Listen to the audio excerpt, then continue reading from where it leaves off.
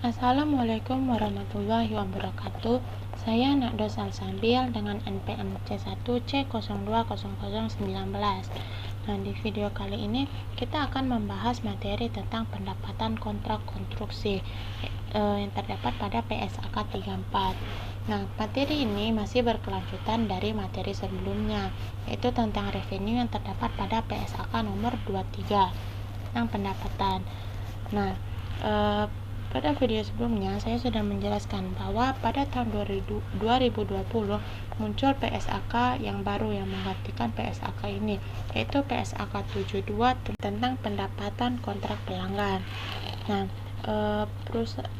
kontrak konstruksi ini yaitu contohnya seperti perusahaan yang menjalani kontrak yang hubungannya dengan konstruksi, misalnya seperti perusahaan waskita karya. Jadi perusahaan ini perusahaan yang bergerak pada jasa konstruksi yang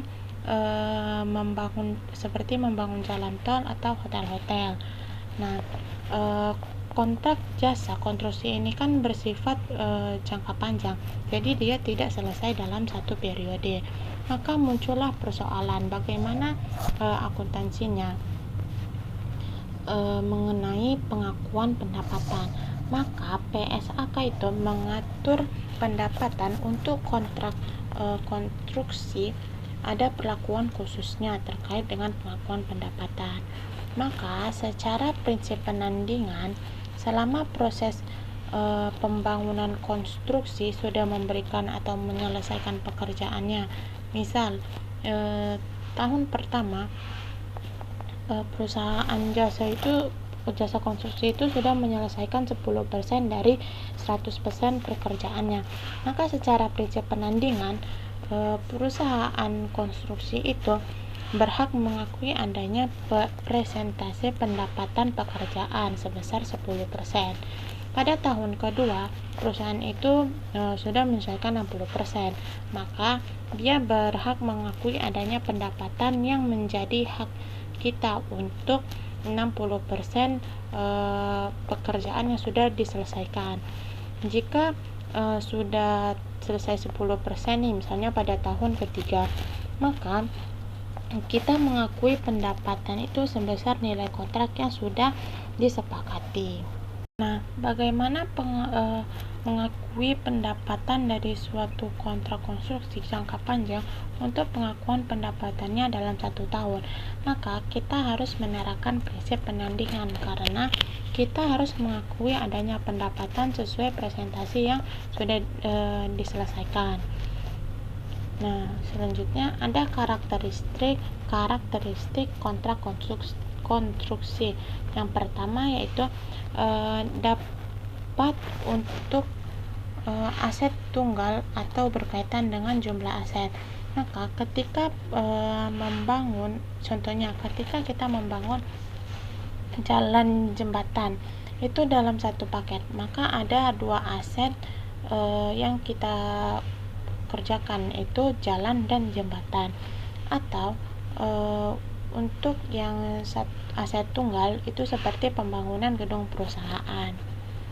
Yang kedua karakteristiknya yaitu kontrak konstruksi ini meliputi kontrak konstruksi aset dan kontrak untuk penghancuran atau restorasi aset dan restorasi lingkungan setelah penghancuran aset.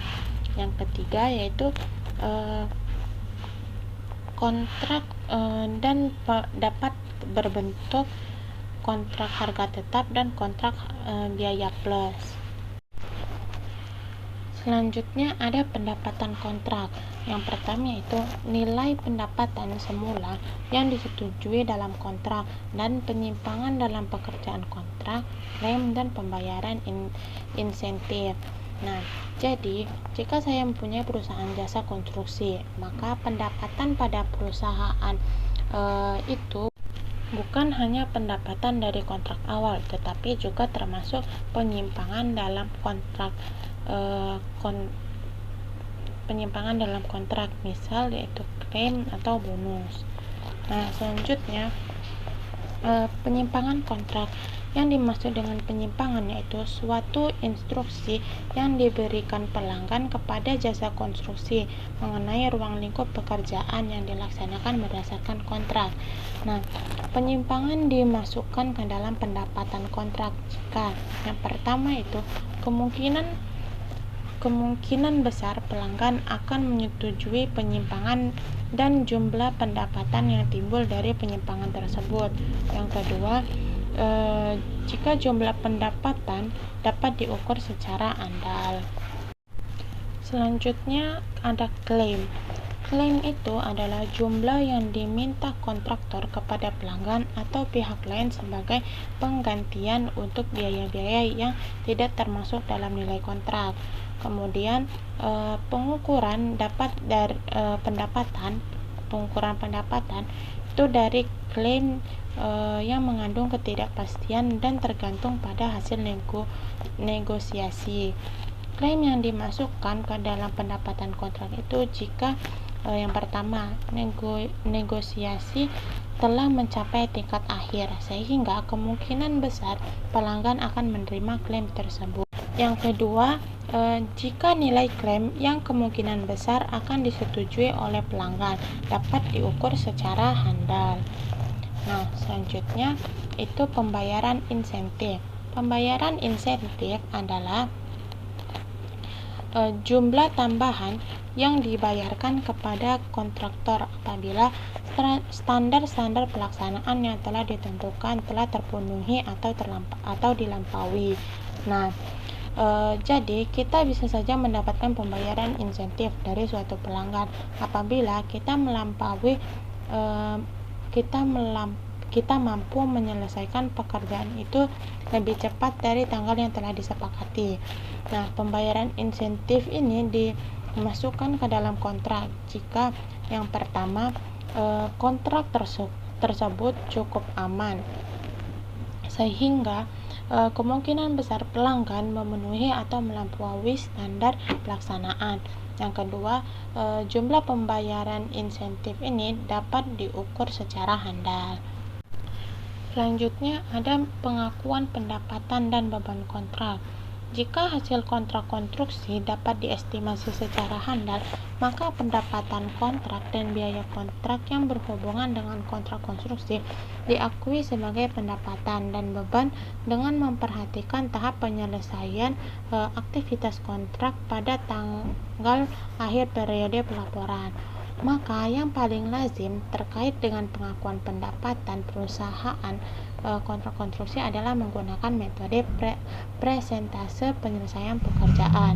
Nah, pengakuan pendapatan dan beban kontrak ini ada dua metode. Yang pertama, metode presentasi penyelesaian pekerjaan dan yang kedua metode kontrak selesai. Metode presentasi penyelesaian kerja ini itu kita mengakui pendapatan pada perusahaan jasa setelah berapa persen jasa yang sudah diselesaikan.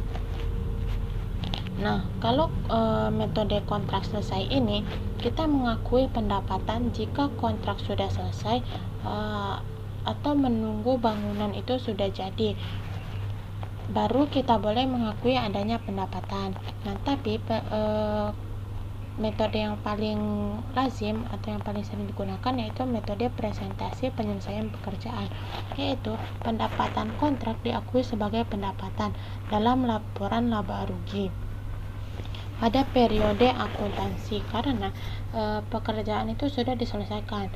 Maka kemudian biaya kontrak itu diakui sebagai beban dalam laba rugi periode akuntansi di mana pekerjaan yang berhubungan dilakukan.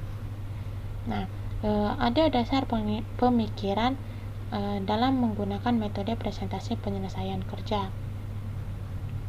Jadi, setiap perusahaan jasa konstruksi ini telah menyelesaikan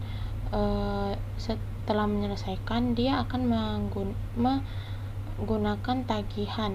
mengirimkan tagihan kepada pelanggan, maka kita akan menerima pembayaran dan melanjutkan pekerjaan itu sampai selesai. Nah, dasar pemikiran yang pertama itu antara pembeli dan penjual memiliki hak yang dilaksanakan. Yang kedua, pemilik itu memiliki hak secara hukum untuk meminta kinerja spesifik di dalam kontrak. Yang ketiga, penjualan itu memiliki hak untuk meminta pembayaran atas kemajuan kontrak untuk memberikan bukti kepemilikan pembeli. Dan yang keempat yaitu hasilnya atau penjualan berkelanjutan terjadi sementara pekerjaan berlanjut dan entitas mengakui pendapatan sesuai dengan kemajuan pekerjaan tersebut. Selanjutnya ada kondisi-kondisi terpenuhi, yaitu jika pendapatan kontrak dapat diukur dengan andal. Jadi kita harus tahu berapa biaya, berapa nilai kontrak yang akan kita dapatkan ketika kontrak itu diselesaikan. Selanjutnya ada kemungkinan manfaat ekonomis terkait kontrak masuk ke perusahaan. Nah, biaya kontrak sampai selesai dan tingkat penyelesaian pada akhir periode pelaporan dapat diukur dengan andal. Jadi, kita itu harus tahu bagaimana cara menghitung berapa biaya yang sudah dikeluarkan dalam proses pembangunan itu. Kemudian, biaya kontrak yang berasal dari kontrak dapat diidentifikasi dan diukur dengan andal, sehingga biaya aktual kontrak itu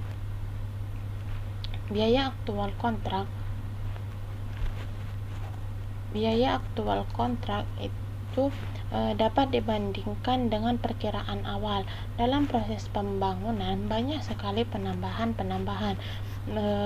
mulai dari pelanggan ataupun dari perusahaan jasa konstruksi tersebut.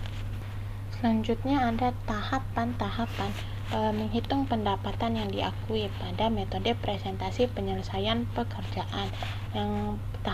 Yang pertama yaitu kita harus menghitung berapa presentasi penyelesaian pekerjaan dengan cara berapa biaya yang digunakan dibagi dengan total biaya estimasi untuk menyelesaikan pekerjaan tersebut. Tahapan yang kedua yaitu menghitung berapa pendapatan yang akan diakui sampai dengan tanggal 31 Desember. Nah, itu dengan cara persentase penyelesaian pekerjaan yang sudah kita hitung di tahap pertama tadi dikalikan dengan estimasi total pendapatan.